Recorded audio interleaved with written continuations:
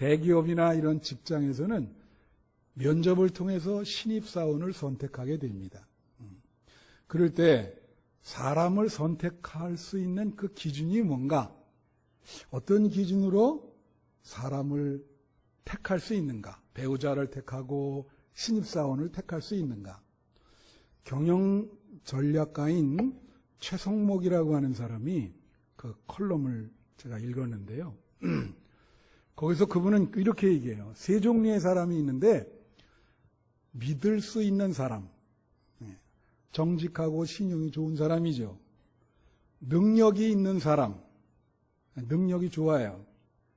그 다음에 내가 좋아하는 사람,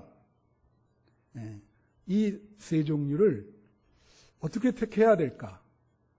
만약에 여러분의 자녀들이 배우자를 택할 때 이게 경우에 따라서 다르거든요. 능력은 좋은데 거짓말을 많이 해. 택할 수 있어요? 그러니까 이 믿을 수 있다고 하는 건 서양 사회에서 많이 강조해요. 그 정직, 인테그리티라 그래서 엄청나게 강조합니다. 근데 자기가 좋아는 하는데 능력이 별로 없어요. 그럼 평생 어떻게 먹고 살죠? 그렇죠? 쉽지가 않아요. 만약에 회사에서도 능력이 있어. 근데 이 친구는 정직하지 못해. 그럼 만약에 큰 돈을 맡겼을 때, 이거 큰일이죠. 능력은 아주 뛰어난데. 그런 거예요. 사람을 택하는 문제가 단순하지 않습니다. 좋아한다는 것은 호불호, 감정적인 기준을 말하고 능력이 있다 없다는 이성적인 기준으로 보는 것이고 믿을 수 있다 없다고 하는 것은 신뢰, 신용적인 기준으로 보는 거예요. 그 세 가지가 다 좋으면 얼마나 좋겠습니까? 사람들은 그렇게 세 가지가 다 좋은 완벽한 사람이 없습니다.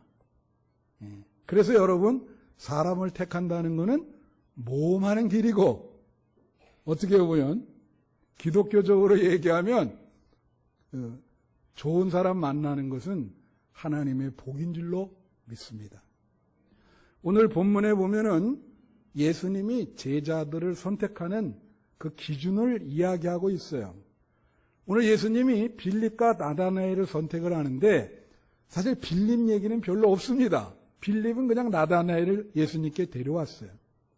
근데 나다나엘을 예수님이 선택하는 그 과정 중에서 우리가 좀 귀하게 볼 은혜 받을 요소가 있는 것입니다. 왜냐하면 나다나엘은 온전한 인격을 가진 사람이 아니었어요. 부족한 점이 많았어요. 그런데도 예수님이 그 나다나엘을 제자로 이렇게 삼으셨습니다. 그럼 나다나엘이 어떠하길래 예수님이 당신의 제자로 택하셨는가? 그걸 오늘 보려고 하는 거예요. 첫째로 나다나엘에게는 부족한 점이 있었습니다. 여러분, 사람이 다 완벽하지 못하잖아요. 사람의 인격이라고 하는 것은 다 부족한 점이 있어요. 그렇죠? 이제 재미나는 얘기 하나 말씀드릴게요. 친구가 넷이 모여서 자기의 부족한 단점을 얘기하기로 했습니다. 야, 솔직하게 다 한번 너 부족한 게 뭐 있나 얘기하자. 첫째 친구가 뭐라 했냐면 이렇게 얘기한 거예요. 나는 거짓말을 많이 해. 그러니까 내가 너네들한테 무슨 말을 얘기하든 믿지 마라. 두 번째 친구가 뭐라냐면 나는 좀 명품이나 귀한 물건이 있으면 훔치는 욕구가 있다. 그러니까 내 앞에 올 때는 싸구려를 입고 와. 내가 다 훔치니까. 그렇게 얘기했어. 세 번째 친구는 뭐라냐면 나는 바람둥이 기질이 있다. 내 앞에 올 때는 절대 여자를 데리고 오지 마라. 솔직하게 얘기하는 거예요. 그러니까 넷째 친구가 뭐라냐면 이렇게 얘기한 거예요. 나는 남의 비밀과 약점을 사람들에게 떠벌리고 다니는 그런 약점이 있다. 그러니까 나한테 너네의 부족한 점, 너네의 비밀스러운 부분을 절대 얘기하면 안 된다. 난 오늘도 이거 다 사람들한테 얘기할 거다. 그렇게 얘기하는 거예요. 예. 그러니까 사람들이 이거 참, 예? 그래서 여러분이 부족한 점이 뭔가 한번 생각해 봐. 여러분 인격에, 신앙에 내가 부족한 것이 뭐나. 온전한 사람은 없거든요, 이 세상에. 그죠? 예. 근데 이 나다나엘이 뭐가 부족했냐? 46절 한번 비춰주시면, 나다나엘이 이르되 나사렛에서 무슨 선한 것이 날 수 있느냐? 빌립이 이르되 와서 보라 하니라. 그래 얘기했어요. 자, 무슨 얘기를 했냐면, 빌립이 나다나엘에게 이제 구체적으로 우리가 메시아를 만났다 그런 거예요. 근데 그분이 나사렛 예수라 그래요. 왜 예수님을 나사렛 예수라 그러죠? 예수님은 원래 베들레헴에서 나셨어요. 근데 자라기는 나사렛에서 자란 거예요. 성지순례 갔다 오신 분 계지만 나사렛은 아주 조그만 촌동네입니다. 예. 그러니까 사실은 나사렛에서 무슨 메시아가 나와? 예. 그럼 뭐예요 이거는? 그러니까 이 당시에 나사렛 사람이라고는 무시를 했거든요. 그렇죠? 그러니까 이 나다나엘은 지금 뭘 가지고 있어요? 편견을 가지고 있는 거예요. 다 같이 편견. 여러분도 다 가지고 있습니다. 우리 사회의 그 편견 때문에 서로 고통받는 경우가 많죠. 예를 들면 뭐예요? 전라도 사람은 저게 자기가 전라도 사람 다 경험한 것도 아닌데, 그죠? 경상도 사람은 또 이 사람들 이래, 이게 문제라. 여기 아마 충청도가 많을 거요. 충청도 사람은 뭐라 그러죠? 속을 할 수가 없어. 이 속을 할 수 없는 여러분들을 지금 거의 8년 넘게 내 속마음을 다 보여주면서 목회를 하고 있습니다. 나는 있는 그대로 얘기하는 사람이거든요. 그냥 속에 뭐 숨기는 게 하나도 없어요. 다 보이죠. 어떤 사람이 충청도 사람이 예배 드리는데 웃기는 얘기가 나오니까 안 웃어요. 왜 안 웃냐 했더니 밤에 자면서 웃어요. 생각나서. 그죠? 이런 걸 다 뭐라 그래요? 편견이라 그러는 거예요. 편견. 다 있어요. 오늘날 미국 사회 인종에 대한 편견 얼마나 많아요. 그래서 오늘 그 political correctness라 그래서 PC 운동 뭐 이런 게 바로잡는 그런 운동이 지금 벌어지고 있죠. 자, 편견이라는 건 뭐냐? 영어로 prejudice라 그러는데 이 원어의 뜻은 뭐냐면 충분한 근거 없이 판단하는 거예요. 미리 앞서서 충분한 근거가 없는데 미리 앞서서 판단하는 그게 편견이야. 근데 한자로는요 더 명확히 뜻이 이 편자, 편견할 때 이 편자가 반쪽이란 뜻입니다. 쉽게 말하면 눈이 두 개인데 한쪽 눈으로만 보는 거예요. 두 개로 봐야 잘 보이는데 한쪽 눈으로 보니까 어떻게 제대로 볼 수가 없죠. 사실을. 그러니까 편견이 되는 거예요. 근데 여러분 편견에서 구원을 받아야 되잖아. 사람들이 그렇게 편견을 많이 갖고 있으면 괴롭습니다. 그러면 그 편견에서 구원을 해줄 수 있는 게 뭔지 아세요? 팩트예요. 사실이에요. 다 같이 사실. 사실을 알면 편견이 벗겨져요. 벗겨지게 돼 있어요. 그래서 여기 보면 46절에 빌립이 이르되 와서 보라 그랬어요. Come and see. 예수님을 만나지도 않고 나사렛에서 무슨 메시아가 나 말도 안 되는 소리 하고 있다.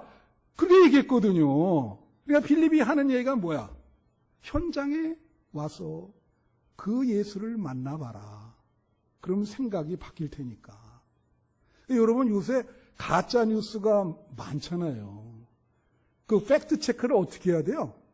현장에 가셔야 됩니다. 그 사실을 경험해야 돼. 그래서 사실이 우리를 구원해 주는 거예요. 다 같이 사실이 우리를 구원해 준다. 사실을 모르면요, 편견에 사로잡히게 돼 있어요. 예. 그래서 세상에는 이 숨겨진 사실이 많거든요. 셜록 홈즈라는 사람이 뭐라 하냐면, 그 탐정 영화, 탐정 아시죠? 세상에는 보이지 않는 사실들로 꽉 차 있다. 그런 표현을 썼어요. 자, 이거를 한번 우리 천국에 대해서 한번 얘기해 보겠습니다. 제가 여러분이 쉽게 한번 얘기를 하죠. 우린 천국을 여러분 믿죠? 예. 자, 그럼 한번 제가 말씀드릴게요. 좀 어렵지만 우리가 죽어서 어떻게 될까요? 사실적인 게 있겠죠? 우리가 죽었다가 깨어날 수가 없기 때문에 예수 믿는 사람 중에 죽었다가 깨어난 사람이 있긴 있어요. 죽었다가 오랫동안 있다가 다시 태어나면 야, 죽은 다음에 이렇게 될 거다. 그걸 아는데 알 수가 없잖아요. 만약에 그걸 알면은 세상에 저 예수 안 믿는 사람들 다 지금 예수 믿으려고 다 오겠죠. 그 사실을 모르니까 저렇게 세상에서 방황하며 돌아다니지. 그러니까 그것도 사실이 우리를 구원해 주는 거예요. 중요한 게 사실을 아셔야 돼. 사실은 편견을 구해내요. 사람에 대해서도 우리가 편견을 가질 수 있거든요. 아, 저 사람 왜 저래?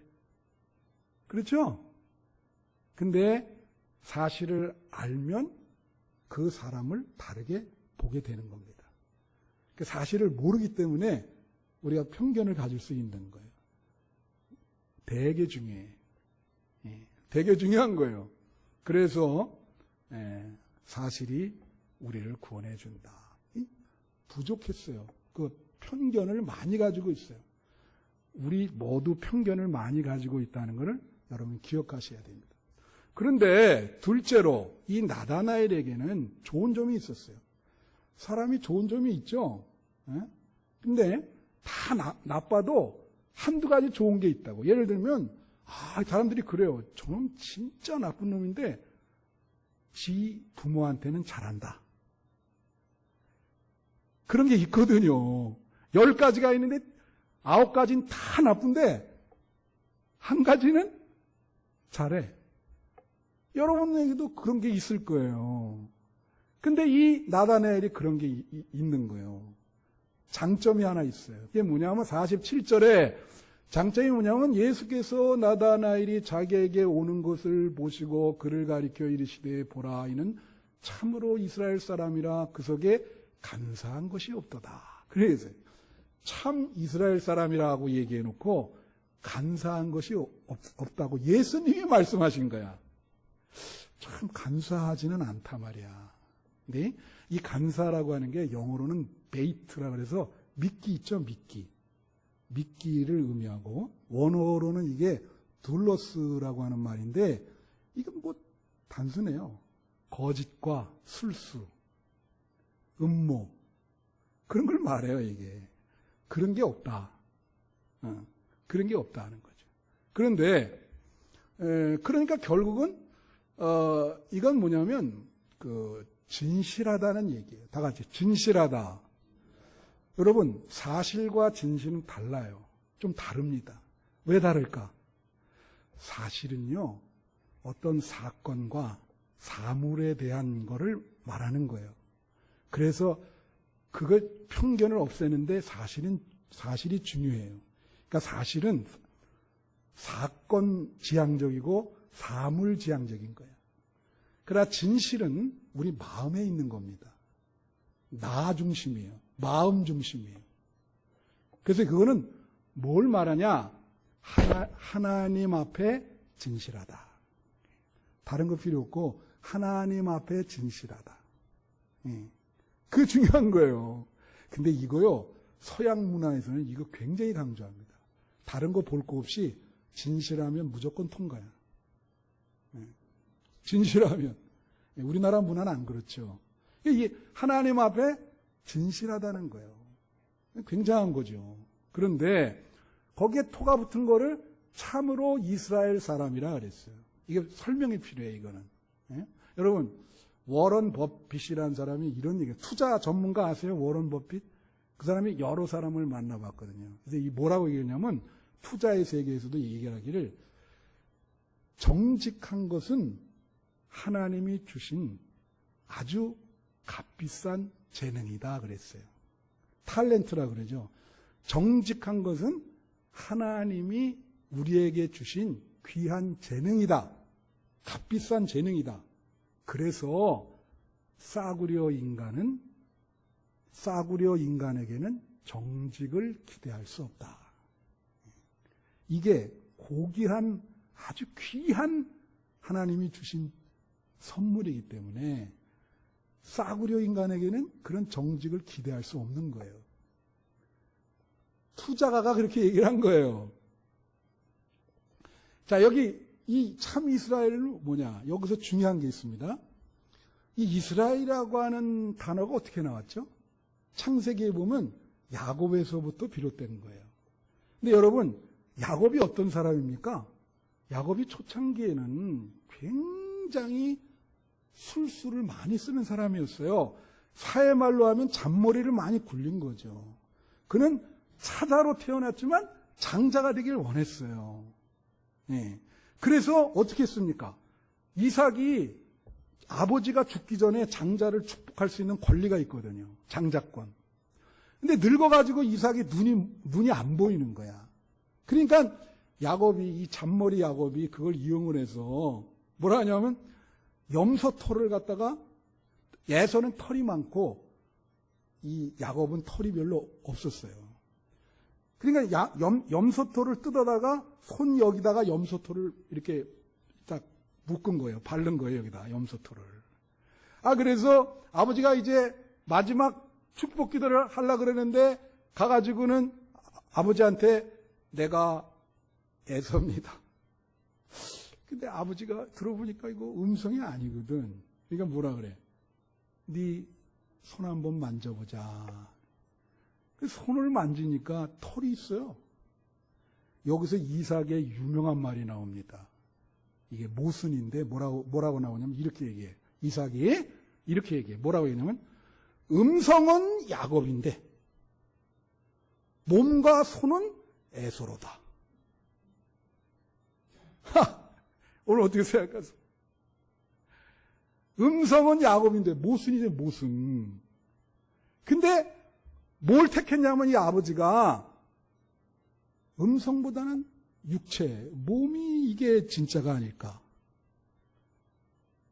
그렇게 생각한 거예요. 그래서 장자권을 뺏었잖아요. 그거 받고. 도망가잖아. 그죠? 삼촌집으로. 거기 가서도 잔머리 많이 굴려가지고 그 재산을 다 삼촌 재산 많이 갖고 그러다가 21년 만에 그 형을 만나게 됐어. 형을 만나면 형이 죽일까요? 안 죽일까요? 당연히 죽이죠. 자기 기본 권리를 뺏어갔는데. 그러니까 걱정이 되는 거야. 그 야복강 나루토 창세기 32장에 보면 거기서 한 번만 살려달라고 하나님께 기도해요. 목숨 걸고. 잘 아시는 내용이잖아요. 한 번만 살려주세요. 한 번만 살려주세요. 막 기도하는데 천사가 내려왔어요. 하도 강하게 기도하니까. 천사랑 그 씨름을 하다가 하도 너무 강력하게 그러니까 천사가 그 햄스프링이라 그러나 환도뼈를 딱 치면서 뭐라 그랬습니까? 너 이제 야곱이라고 부르지 마라. 야곱은 그 발뒤꿈치를 잡다거든요. 경쟁적인 인간을 얘기하는 거예요. 탐욕과 그냥 거기에 가득 찬 그 형 쌍둥이인데 형의 다리를 붙잡고 나왔거든. 그러니까 어렸을 때부터 그러니까 넌 그런 이름 이제 쓰지 말고 이스라엘이라는 이름을 써라 그랬어요. 그 이스라엘이 뭡니까? 그거는 뜻을 보면 하나님을 바라보고 하나님만 의지하고 진실하게 살겠습니다. 그런 뜻이에요. 그러니까 참 이스라엘 사람이라는 말은 뭐예요? 이 사람은 간사한 것이 없는데 하나님만 바라보면서 신실하게 그렇게 사는 그런 사람이다. 야곱의 아주 노년의 모습. 그런 사람이라는 거예요. 이 뜻을 알겠습니까? 예수님이 그렇게 얘기를 한 거예요. 얘는 장점이 있는데 하나는 진실한 게 장점이다. 그래도 예수님이 이 나다나엘이 부족한 점이 있어도 제자로 받으세요. 그게 이제 세 번째 비춰주시면 예수님은 우리의 부족한 인격을 아신다는 거예요. 자, 따라하십시오. 예수님은 아신다. 예수님은 다 알아요. 여러분 속마음도 다 알고. 예. 그래서 예수님이 충격요법을 씁니다. 왜냐하면 이게 우리가 심리학적으로 저항이라 그러는데요. 처음에 나다나엘은 예수님을 향해서 좋은 마음을 갖고 있지 않았어요. 그죠? 나사렛에서 무슨 선한 것이 나느냐. 근데 예수님이 48절에 보면 이런 얘기를 하세요. 나다나엘에게 이르되 나다나엘이 어떻게 나를 아시나이까 그렇게 물었거든요. 예수님이 내가 너를 안다 그랬거든. 예수님이 뭐라냐면 빌립이 너를 부르기 전에 내가 무화과 나무 아래에 있을 때 보았노라. 그런 거예요. 이거를 잘 해석해야 됩니다. 지금 예수님이 보는 상황에서 무화과 나무가 저쪽에 있어서 봤다 그런 게 아니에요. 빌립이 자기가 사는 마을에서 나다나엘을 데려다가 지금 예수님이 있는 곳에 데려가는 겁니다. 그 예수님은 그쪽에 무화과 나무가 있는지를 몰라요. 근데 예수님은 뭐라냐면 빌립이 너 데려오기 전에 네가 무화과 나무에 있는 것을 내가 보았다. 근데 이 보았노라라고 하는 헬라어가 에미도라고 하는 말인데 이거는 알다라고 하는 뜻이 있어요. 인식하다. 알다. 내가 너 무화과 나무에 있을 때부터 내가 너를 알고 있다. 알고 있다는 거예요.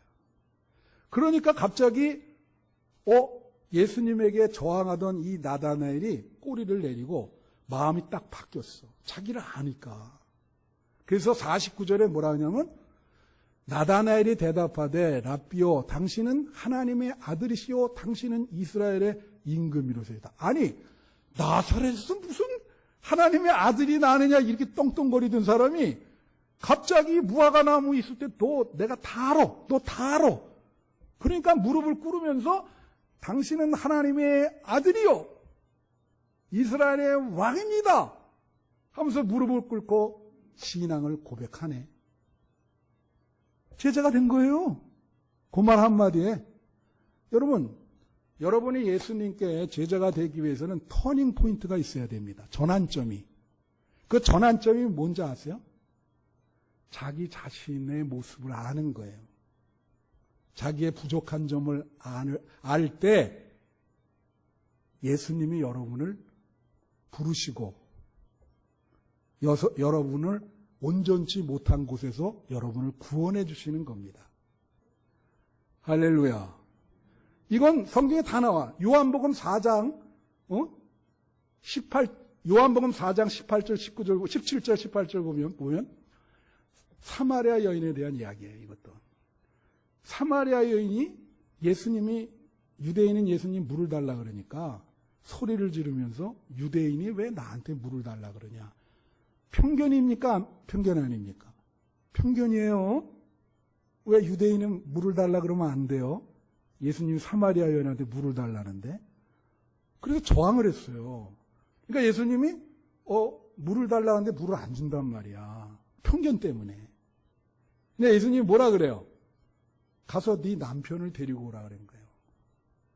근데 뭐라 하냐면 남편이 없다 그러네. 그러니까 뭐라 그래요 여기?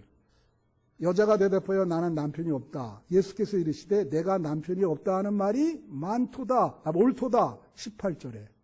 18절 비춰주세요. 너에게 남편 5이 있었고 지금 있는 자도 내 남편이 아니니 내 말이 참되도다. 19절 여기서 꼬리를 내립니다. 자기를 어떤 모습인지 지적해 주잖아요. 그래야 안 그래요? 여자가 이르되 주여 내가 보니 선지자로소이다. 이때부터 믿음이 시작되는 거예요. 요게 터닝 포인트야. 그때 마음이 바뀌었어요. 예수님께 무릎을 딱 꿇네. 여러분, 이건 성경에 너무 많아, 이것은. 여러분, 베드로가 어부였잖아요. 베드로를 부를 때 밤이 새도록 고기를 잡았는데 안 잡혔죠? 예수님이 가가지고 저 깊은 데 가서 고기를 잡으라 해서 그물을 해도 많이 잡았다고. 그랬더니 예수님께 와서 베드로가 뭐라 그래요? 누가복음 5장 8절. 시몬 베드로가 이를 보고 예수의 무릎 아래 엎드려. 다 같이 엎드려. 완전히 꼬리 내렸다. 무릎 꿇어요. 뭐라 그래요? 주여 나를 떠나소서. 나는 죄인입니다. 주님, 내가 주님을 감당 못해요. 내 모습은 일평생 죄인입니다. 그러니까 예수님이 그걸 살려주면서 알았는데 너는 이제 나를 따르라. 사람 낚는 어부가 되게 해주겠다. 그러니까 예수님이 부족한 우리들을 붙드셔서 온전한 인격으로 거듭나게 해주시는 거예요. 할렐루야. 여러분, 락강이라고 하는 그 학자가 실험을 했어요. 아기랑 동물이랑 거울을 앞에 두고 어떻게 하나. 동물은요, 누구라 그러죠? 동물 중에 강아지도 그렇고, 늑대도. 거울을 앞에 두면 자기인데 그게. 자기인지 모르고 그 거울 앞에 있는 그 늑대도 공격을 해요, 자기를. 거울 앞에 비친 자기 모습을 모르니까 공격을 해. 근데 이 락강이 2살짜리 아기를 거울을 비췄거든요. 근데 인간은 2살인데도 그게 자기 모습인 줄 아는 거예요. 그게 인간과 동물의 차이점입니다. 뭐가 차이 나는 거죠? 2살 때부터? 인간은 자기를 객관화시킬 수 있는 능력이 있어요. 남이 나를 어떻게 생각하나 이런 것도 생각하고. 동물은 어떻게 해요? 자기를 객관화시킬 수 있는 능력이 없어요. 여러분, 이제 거의 맞췄는데 제가 새벽 기도 시간에 한번 얘기했는데 그 공자는 말이에요. 인간과 동물을 구분짓는 게 아니라 인간과 벌레라 그래요. 벌레. 이 공자가 논어에 보면요. 인간을 9등급으로 나눕니다. 여러분 한번 내가 어느 등급에 해당하는지 한번 9등급. 그러니까 인간을 상, 중, 하. 그래서 상에 상중하가 있고 중에 상중하가 있고 하에 상중하가 있으니까 9등급이야. 그래서 공자는 그 중간 등급, 중중이라고 있죠. 그 이하 사람들과는 사귀지 마라 그랬어요. 예. 근데 상상은 뭐냐? 1단계. 대부분 뭐냐면 덕성, 마음이 어질다. 이걸 뭐라냐면 군자라 그러잖아요. 유교에서는 군자. 그리고 밑에 갈수록 소인. 그래서 우리가 저 소인배 봐라. 그러니까 이제 그 덕성으로 올라가면 그 1등급이 되는 거고 밑으로 하하로 내려오면 그거는 사람이 지금 아까 말한 것처럼 참 간사하거나 술수를 부리거나 도량이 좁거나 소인배가 이제 하하가 되는 거죠. 거기까지는 그래도 인간으로 봐요. 근데 9등급 이하가 있어요. 아까 그 동물 실험에 나올 듯이. 공자는 그걸 벌레라 그럽니다. 벌레. 벌레 충자를 써서 그는 인간이 아니라 벌레다. 근데 그러면서 벌레의 특징을 뭐라 그러냐면요. 치라 그래, 치. 다 같이 치. 치는 뭐냐면 부끄러움입니다. 수치심, 부끄러움이 없어요. 여러분, 일본 사람들이 제일 중요하게 생각하는 게 뭔지 아십니까? 일본 사람들은 남에게 창피당하는 거 제일 싫어해요. 그래서 남한테 폐를 끼치지 않으려고 그러는 거예요. 그래서 그 수치심이 있으면 그 사람들은 못 살아요. 제가 그 법원 판결 이런 거 이제 그 신문에 가끔 나요. 근데 이제 이 벌레 차원이 어느 차원이냐면, 한 번은 이런 게 났어요. 뭐냐면은, 아버지가, 육신의 아버지잖아요. 딸이 20살이 됐는데, 자기 딸이거든요? 의붓딸도 아니고. 근데 자기 딸을 집에서 성폭행을 하려고 그러는 거예요. 그게 벌레죠. 안 그렇습니까? 사람인데. 이해가 되세요? 여러분 이해가? 딸이 뭐라냐면 아버지한테 그랬어요. 당신이 아버지 아니냐? 내 아버지. 나를 만드는 아버지가 아니시냐? 근데 범했어. 그리고 딸이 그냥 자살했어요. 그 혼란을. 그리고 법원에서 판결이 인간으로 볼 수 없다. 무기징역 내렸죠. 그런 거예요. 또 하나가 있어. 친구 부부끼리 뭐라 그러죠? 놀러 간 거예요. 이 펜션 같은 거 빌려가지고. 친구 부부끼리. 그래가지고 이제 저녁에 술을 먹고 다 각자 방으로 들어간 거야. 근데 이 친구가 딱 깨서 보니까 자기 부인이 없어.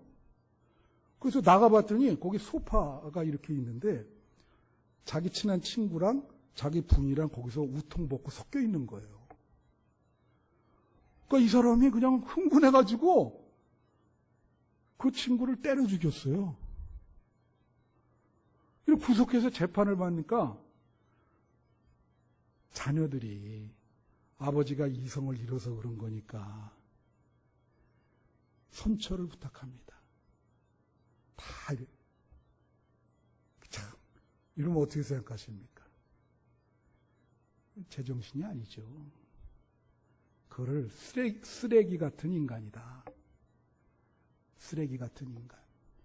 근데 저는 그렇게 생각합니다. 그런 쓰레기 같은 인간도 예수를 만나면 변화가 됩니다. 할렐루야.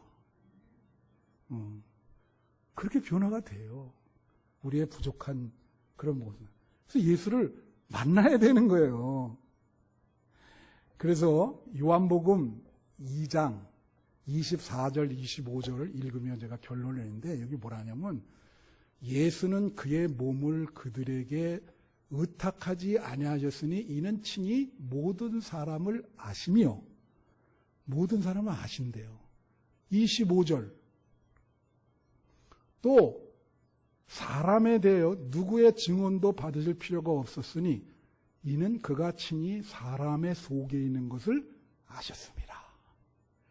예수님은 사람들한테 증언을 받을 필요가 없어. 왜 그럴까요? 그 사람 속마음을 알아요. 다 알아요. 다 알아. 다 같이 예수님은 아신다. 예수님 여러분 아십니다. 다 알아요. 그러니까 여러분 예수님께 여러분 부족한 인격을 고백하셔야 돼. 그러면 예수님이 여러분을 다 이렇게 받아주시고 온전한 인격으로 여러분을 이렇게 바꿔주시는 거예요. 그래서 온전하지 못한 삶에서 구원을 받는 겁니다. 할렐루야. 우리 다 온전하지 못해요. 예수를 만나야 여러분은 온전하게 될 줄로 믿습니다. 예수님이 우리를 구원해 주시는 거예요. 여러분 예수님의 참 제자가 되시기를 축원합니다.